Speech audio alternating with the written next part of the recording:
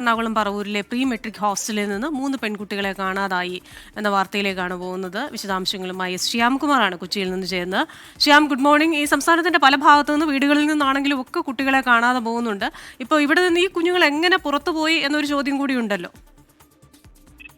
തീർച്ചയായും. കാരണം ഈ 3 കുട്ടികളും താമസിക്കുന്ന ഹോസ്റ്റലിൽ നിന്ന് തന്നെയാണ് അവരെ ഇന്ന് കാണാതായിരിക്കുന്നത്. പക്ഷേ വിവരം പറഞ്ഞ അധികൃതർ, അത് ആ നഗരസഭയുടെ നിയന്ത്രണത്തിലുള്ള ഹോസ്റ്റലാണ്, ആ ജനപ്രതിനിധികളെയോ ചെയർപേഴ്സണെയോ ഒന്നും വിവരം അറിയിക്കാൻ ആദ്യം തയ്യാറായുമില്ല.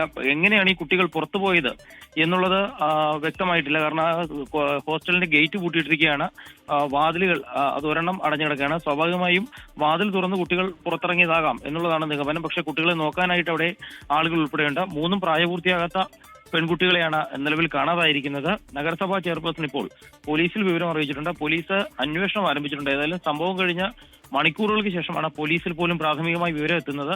ഇതിപ്പോൾ അന്വേഷണത്തെ കാര്യമായി ബാധിക്കുന്നുണ്ട്. ഏതായാലും പോലീസ് ജില്ലയുടെ എല്ലാ ഭാഗത്തും അന്വേഷണം നടത്തുന്നത്. തൃശ്ശൂരിലേക്കും അന്വേഷണം നടത്തുന്നുണ്ട്. വളരെ വേഗത്തിൽ തൃശ്ശൂരിലേക്ക് എത്താവുന്ന ഒരു ഭാഗം കൂടിയാണ് അത്. അതുകൊണ്ട് തന്നെ മാള മേഖലകളിലൊക്കെ പോലീസിന്റെ തിരച്ചിൽ ഇപ്പോൾ തുടരുകയാണ്. ശരി, ശ്യാംകുമാറാണ് വിശദാംശങ്ങളുമായി ചേർന്നത്.